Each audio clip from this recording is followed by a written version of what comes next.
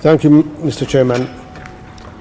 His Excellency Recep Tayyip Erdogan, His Excellency Flex Tishakeri, Chairperson of the African Union, His Excellency Moussa Faki Mohammed, Chairperson of African Union Commission, distinguished Justice, Excellencies, brothers and sisters. I would like to begin by thanking the government of Turkey. Mudane Recep Tayyip Erdogan, Mudane Felix Tshisekedi, Madaxweynaha Midowga Afrika, Mudane Moussa Faki Mohammed, Gudoomiyaha Midowga Afrika, marti sharafta kala duwan mudanayaal iyo marwooyin. Ugu horeyn, waxaan u mahad celinayaa dawladda iyo shacabka Turkiga sida quruxda badan ay noo soo dhaweeyeen aniga iyo wafdigayga. Waxaa farxad iyo sharaf weyn ii ah inaan idinkala soo qayb galo shir madaxeedkan saddexaad ee Iskaashiga Turkiga iyo Afrika ee ka dhacaya magaaladan taariikhiga ah quruxda badan ee Istanbul. Waxaan ugu hambalyeeynaa dawladda Turkiga iyo Midowga Afrikaba sida wadajirka ah ay u soo qabanqaabiyeen shir madaxeedkan muhiimka ah oo diiradda lagu saarayo iskaashiga horumarka guud iyo barwaaqada ee Turkiga iyo dalalka Afrika ee saaxiibka la ah. Waxaan qirayaa hogaaminta aragtida leh ee Madaxweyne Recep Tayyip Erdogan ee ku aadan in Afrika ay safka hore kaga jirto mudnaanta siyaasadda arrimaha dibadda Turkiga. Sidoo kale waxaan soo dhaweynayaa dadaalka hoggaanka Midowga Afrika ee lagu raadinayo sii xoojinta xiriirka caalamiga ah ee dhinacyada badan kaasi oo lagu xaqiijinayo horumarinta iyo barwaaqaynta qaaradeena si loo wanaajiyo nolosha dadkeena. Run ahaantii waqtigan isku tiirsanaanta iyo isku xirnaantu ay muhiim ka tahay haddii aan la iskaashan suurtagal ma noqonayaan in la gaaro horumar guud iyo horusocod lagu tallaabsado. Excellencies, distinguished guests and brothers and sisters, Turkey and Africa share a historical bond of friendship built on mutual respect, trade, culture, security cooperation, and people-to-people relations. marti sharafta kala duwan mudanayaal iyo marwooyin. Turkiga iyo Afrika waxaa ka dhaxeeya xiriir saaxiibtinimo oo taariikhi ah oo ku dhisan is-ixtiraam, ganacsi, dhaqan, iskaashi, amni iyo isku xirnaan bulsho. Maanta waxaynu ka wada hadlaynaa sida ugu habboon ee arrintan loo dhisi karo si loo abuuro fursado iskaashi oo ka sii gumballaaran keenan. Saameynta ba'an ee caalamiga ah ee musiibada COVID-19 iyo waxyeelada aan dheelitirnayn ee uu ku dhigay qaaradda Afrika waxa ay dhammaanteen xusuusinayaan baahida degdega ah ee loo qabo in dib loo eego loona xoojiyo dhammaanba cilaaqaadka iyo iskaashiyada faa'iidada ee noo wada leh kuwaasi oo gacan ka geysanaya horumarka dadkeena iyo dalalkeena. taasi la'aanteed suurtagal ma noqon doonto in wax laga qabto farqiga caalamiga ah ee cadaalad darrada ah kaasi oo u dhaxeeya dalalka horumaray iyo kuwa soo koraya ee ku aadan helitaanka daaweynta iyo tallaalada. Soomaaliya iyadoo aan ku qanacsannahay in qoondeynta kheyraadkaas muhiimka ah ay lagama maarmaan tahay isla markaana ay wax badan ka tari doonto in si adkaysi waara leh uu caalamku uga soo kabto waxyeelada cudurka, haddana waxaan hubaa inaysan taasi dhici karin haddii aan la helin iskaashi wax ku ool ah oo laga yeesho dhinacyada horumarka guud iyo barwaaqaynta. Excellencies, distinguished guests and brothers and sisters, Turkey is a valuable supporter of Somalia's development.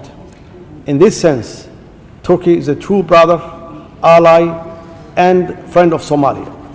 marti sharafta kala duwan mudanayaal iyo marwooyin. Turkigu waa taageero muhiim ah oo garab u ah horumarka Soomaaliya. Marka taal loo eego, Turkigu Soomaaliya waxa uu yahay walaal, xulufo iyo saaxiib dhan ah. Qaran ahaan, aad iyo aad ayaan uga mahadnaqaynaa, uguna qadarinaynaa Turkigu doorka horumarineed iyo dadaalka uu ka wado dalkeena. Soomaaliya iyo Turkiga waxaa ka dhaxeeya xiriir adag oo dhinac walba leh. Waxaanu leenahay xiriir siyaasadeed, amni, bulsho, waxbarasho, dhaqaale iyo ganacsi oo xoogan kaasi aynu sii wadayno xoojintiisa. Waxaan horumarinaynaa xiriirka bulsho iyo isdhexgalkeena dhaqan iyadoo aan sii kordhinayno isku socodka labadeena shacab iyo iskaashiga ka dhaxeeya qurba joogteena dibadda ku dhaqan. Intaa waxaa dheer, Turkigu waxa uu ka mid yahay deeq-bixiyaasha waxbarasho ee ugu waaweyn ee taageera ardayda Soomaaliyeed. Ardayda wax ka barata Turkiga marka ay dalka ku soo laabtaan si weyn ayay uga qayb qaataan u adeegidda bulshada. Waxay sidoo kale ka qayb qaataan dawlad dhiska iyo dib u kabashada dhaqaale ee dalka. Sidoo kale, maalgashadayaasha Turkigu waxa ay la shaqaystaan dhigooda Soomaaliya si ay u maalgashadaan fursadana uga abuuraan qaybo badan oo ka mid ah suuqyada Soomaaliya, iyaga oo inta badan la nool dhexna galay bulshada Soomaaliyeed. Tani waa astaan wanaagsan oo muujinaysa in Soomaaliya ay u furan tahay, diyaarna u tahay maalgashi shisheeye oo toos ah oo ka imaanaya dhammaanba caalamka. Si la mid ah adduunka intiisa kale, Soomaaliya waxaa si xun u saameeyey faafitaanka cudurka COVID-19.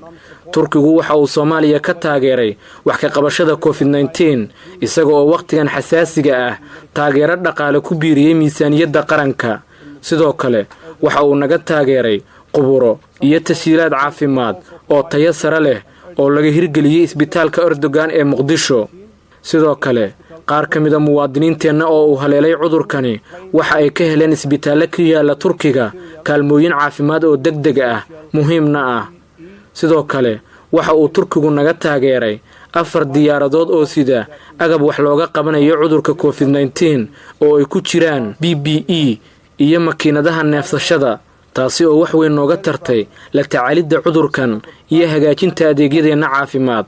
Intaasi waxaa dheer, qaar ka mid ah dhaqaatiirta da'da yar ee safka hore kaga jira la dagaalanka COVID-19 iyo qaar kale oo ka howlgala guud ahaanba cisbitaalada dalkeennu waxa ay wax ku soo barteen dalka Turkiga. Tani waa kaalmo muhiim ah oo ka mid ah taageerada guud ee Turkigu uu u fidiyay Soomaaliya. Sidoo kale, waxa ay tusaale u tahay xoojinta xiriirka miradhalka ah ee ka dhaxeeya labadeena qaran, kaasi oo ku dhisan wax wada qabsi iyo iskaashiga horumarinta guud iyo barwaaqada. Gabagabadii, dowladda federaalka Soomaaliya waxaa ka go'an inay sii xoojiso xiriirka xooggan ee ay la leedahay dowladda iyo shacabka aan walaalaha nahay ee Turkiga si aynu u wada gaarno horumar iyo barwaaqo dhan walba ah xilligan adag balse muhiimka ah. Sidoo kale, dowladda Soomaaliya waxaa ka go'an inay si guud iyo si gaarba uga shaqayso sidii looga dhabayn lahaa himilooyinka ka dhasha Shir-Weynaha-3-aad ee Iskaashiga Turkiga iyo Afrika, si weynna diiradda loogu saaray abuurista jawi horumar guud oo dhan walba ah si waafaqsan qorshaha horumarinta qaranka Soomaaliya iyo ajandaha Midowga Afrika ee sanadka 2063. Mahadsanidin dhammaantiin.